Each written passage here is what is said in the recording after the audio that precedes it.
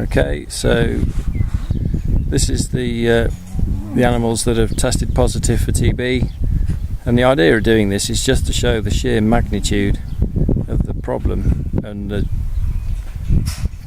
I can't really quantify or put into words and encapsulate the right sentiment for just quite how devastating this is.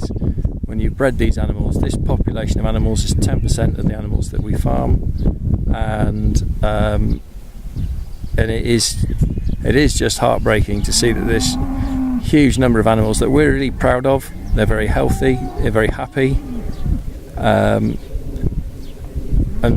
unbeknownst to them today they're quite excited, but this is just really they have obviously no idea what's in store for them, which is just as well. But how we replace the value of these animals, how we replace the income that these animals would have derived or generated for the business this year, we're obviously going to lose all the milk sales from this. This represents about 10% of the milk sales going forward for the next year. We've already had the milk buyer go bust this year and lost 6 weeks income. How we're going to carry on through this process and come out the other end as dairy farmers, I've no idea. Without a change in the law to allow us to control not only the population of diseased cattle but also the mammals that also are carrying disease, without that change in the law, I can't ever see us being TB free again in the future. I heard today that 100 out of Cheshire's 700 farms are already TB positive, and that is just a terrible indictment of the current success of the current control policy, which is clearly not fit for purpose. It isn't working, and I think it's time everybody started to take stock of why that is, and to start addressing the key common sense issues as to how to progress going forward. It is not acceptable for people just to blame farmers for this disease.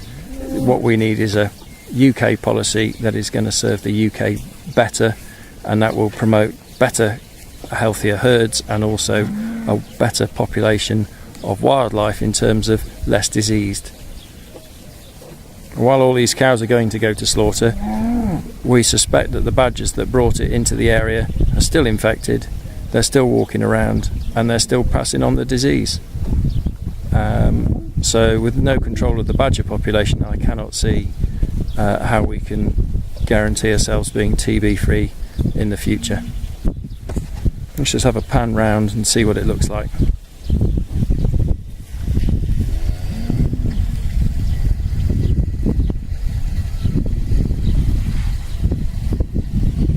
It is just awful.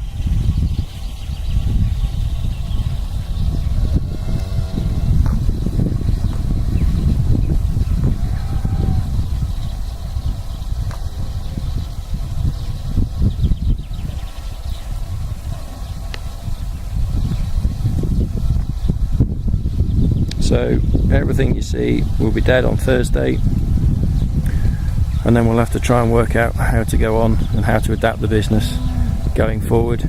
If we farmed in Wales, we get full compensation and compensation for the loss of production, but because we farm in England we won't get that, and we'll only get a percentage of the animal's value. The compensation is aimed at being below the commercial value of the animals so that farmers behave differently, but I can't understand what we could do differently going forward to enable us to mitigate our risk of future disease.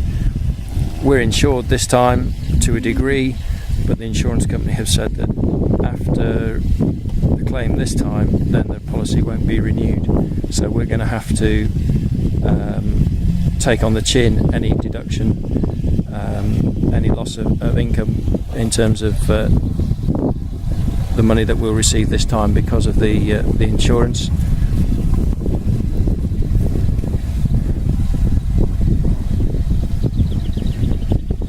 How can you run a business when you can't deal with the risks? Basically all these animals that you see are pedigree, and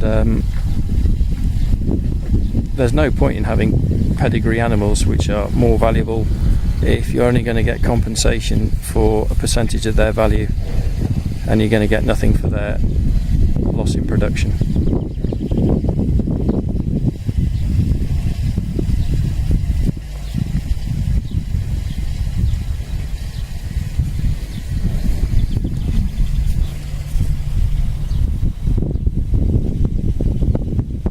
This cow's 8 years old, nothing wrong with her at all, good healthy condition, apart from the fact she's tested positive. 4% of the cows that we tested, when we tested 700 cows, will test positive regardless of whether they have disease or not, just because you've done the blood test. The blood test unfortunately isn't that accurate, so 28 of these animals are very likely to be extremely healthy, unaffected, but they will get slaughtered as collateral damage in the control process.